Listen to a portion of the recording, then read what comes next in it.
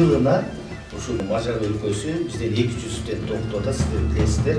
Мына ушул жерде окуп аткан студенттер ошол программанын негизинде окуп атасыздар. Алган билимиңиздер сөзсүз түрдө биздин эртең мамлекетибиздин өсүп-өнүгүшүнө чоң салым кошот деп биз ишенебиз.